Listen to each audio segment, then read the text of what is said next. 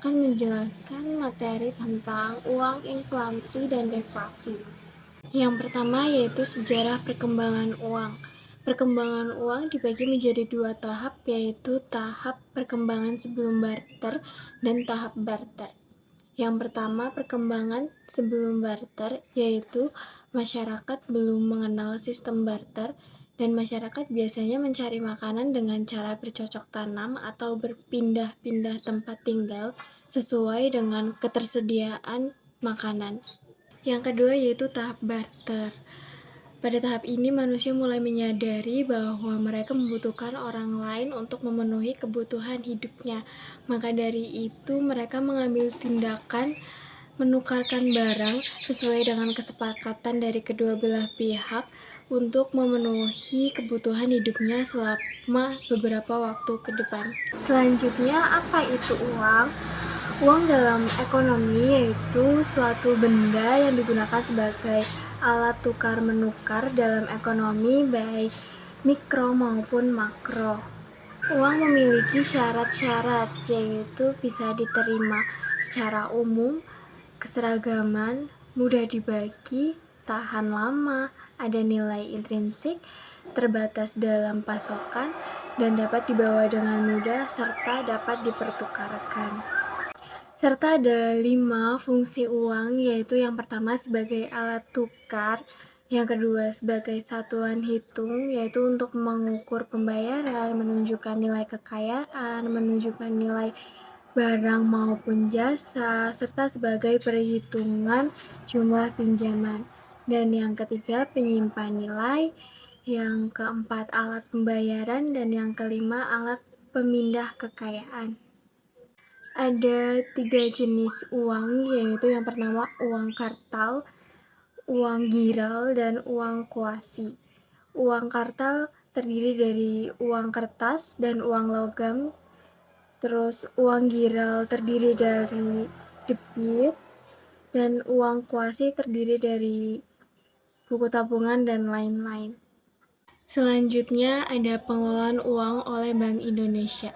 Berdasarkan pasal 11 Undang-Undang Nomor 7 Tahun 2021 tentang mata uang pengelolaan rupiah, terdiri atas beberapa tahapan, yaitu yang pertama ada perencanaan, yang kedua pencetakan, yang ketiga pengeluaran, yang keempat pengedaran, yang kelima pencabutan dan penarikan, dan yang terakhir pemusnahan. Selanjutnya ada pengertian inflasi. Inflasi adalah kenaikan harga-harga suatu barang dalam kurun waktu tertentu secara terus-menerus. Dengan kata lain, inflasi merupakan proses menurunnya nilai mata uang. Ada beberapa jenis inflasi, yaitu tergantung tingkat keparahannya dan tingkat sifatnya.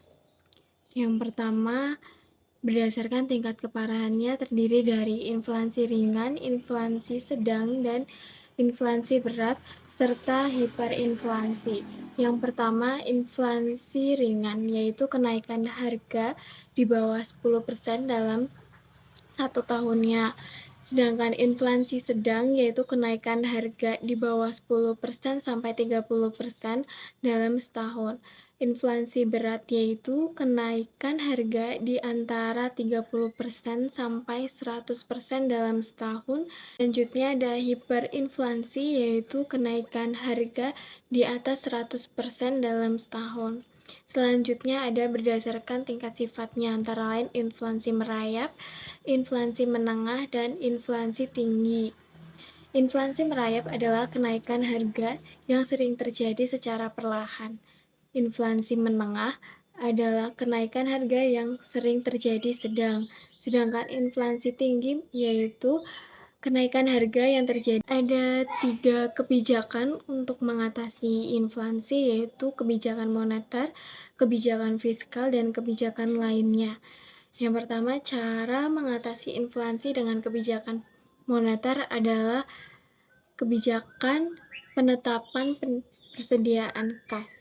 Contohnya seperti mengurangi jumlah uang yang beredar di masyarakat dan menetapkan persediaan uang kas di setiap bank. Dan yang kedua, kebijakan diskonto, yaitu contohnya meningkatkan suku bunga.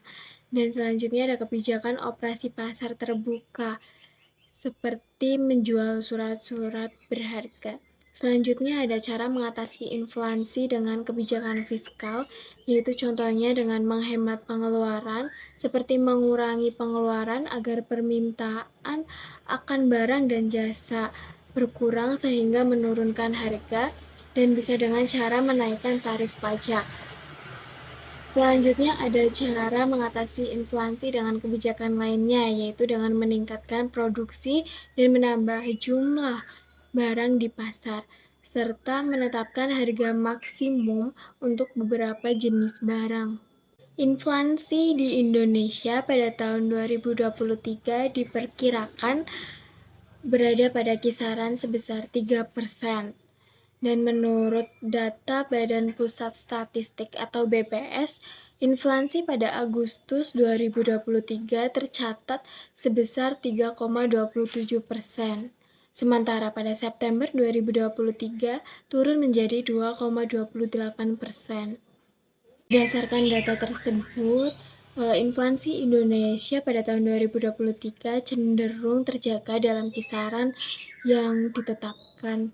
Selanjutnya ada pengertian deflasi. Deflasi adalah penurunan harga suatu barang dalam kurun waktu tertentu secara terus-menerus.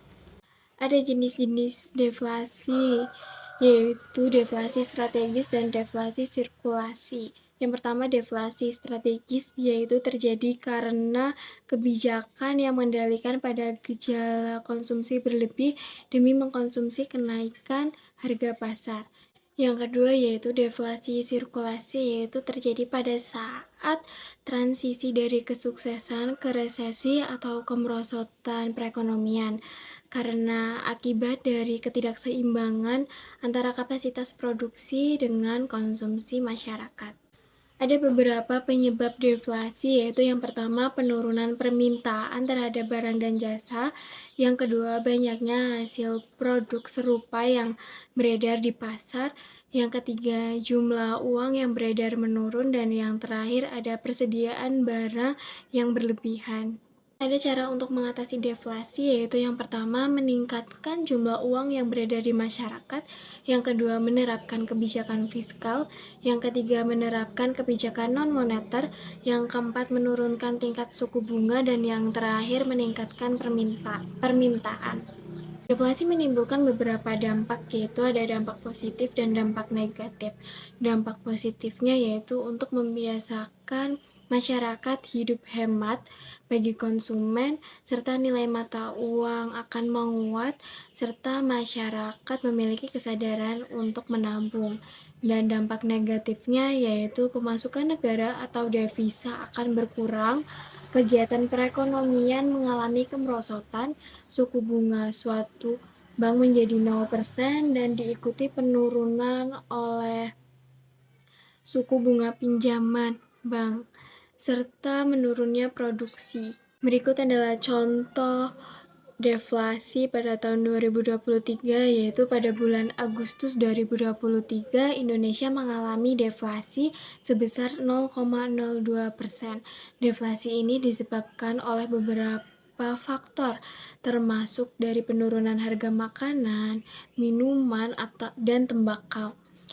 Selanjutnya, beberapa komoditas yang menyumbang deflasi pada bulan tersebut antara lain daging ayam ras, bawang merah, telur ayam ras, ikan segar, angkutan udara, dan kacang panjang. Meskipun terjadi deflasi secara bulanan, inflasi secara tahunan masih tercatat sebesar 3,27%, dan Bank Indonesia meyakini bahwa inflasi tetap terkendali dalam kisaran sekitar 3% pada sisa tahun 2023.